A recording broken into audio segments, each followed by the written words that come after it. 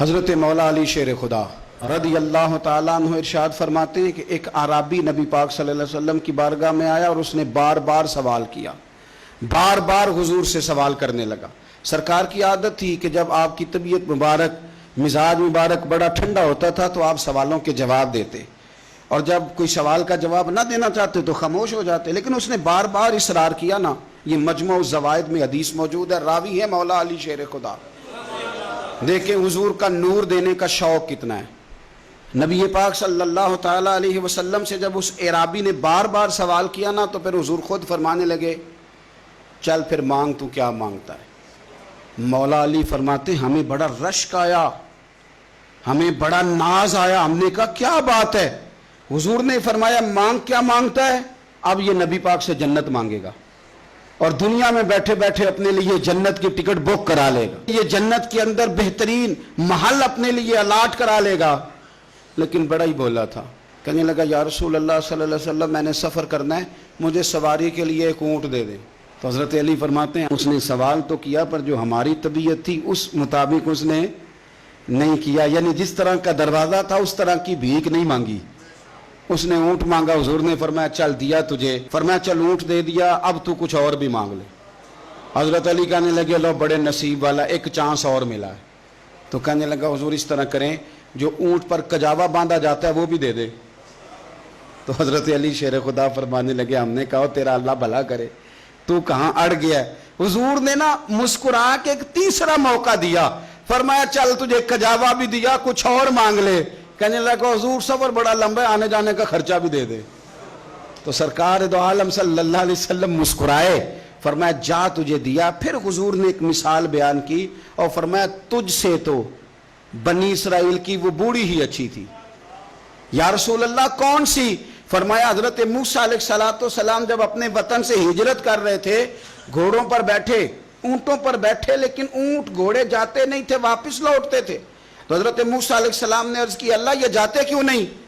تو رب کریم نے فرمایا اس لیے نہیں جاتے کہ جہاں سے آپ ہجرت کر رہے ہیں نا وہاں ایک جگہ پہ حضرت یوسف علیہ السلام کا تابوت دفن ہے، جناب یوسف علیہ السلام کی قبر مبارک ہے، آپ وہ تابوت بھی نکال کے ساتھ لے جائیں۔ یہ اگر رب نے بتا دیا تو اللہ یہ بھی تو بتا سکتا ہے نا کہ قبر کہاں ہے۔ یہ بتا دیا تابوت لے جائیں، یہ نہیں بتایا کہاں ہے۔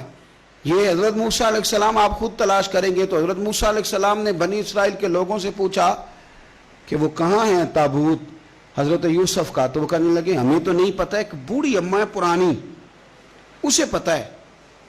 حضرت موسیٰ علیہ السلام اس بوڑھی سے ملے تو فرمایا بتا دے کہ وہ تابوت کہاں ہے، حضرت یوسف کی قبر کہاں ہے۔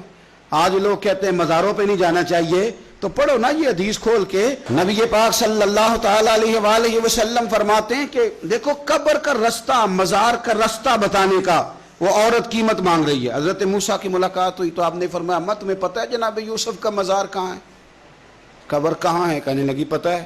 تو آپ نے فرمایا بتا دے۔ کہنے لگی مفت کیسے بتا دوں، ابھی تو لوگوں کو مزاروں پہ جانے کی دلیل نہیں مل رہی، اور یہاں وہ بوڑھی کہتی ہے اور بیان کر رہے ہیں میرے نبی پاک صلی اللہ علیہ وسلم، اور بوڑھی کہنے لگی مفت نہیں بتاؤں گی۔ تو حضرت موسیٰ فرمانے لگے قیمت لے لے۔ کہنے لگی بالکل آپ قیمت دیں گے تو بتاؤں گی۔ فرمایا قیمت کیا ہے؟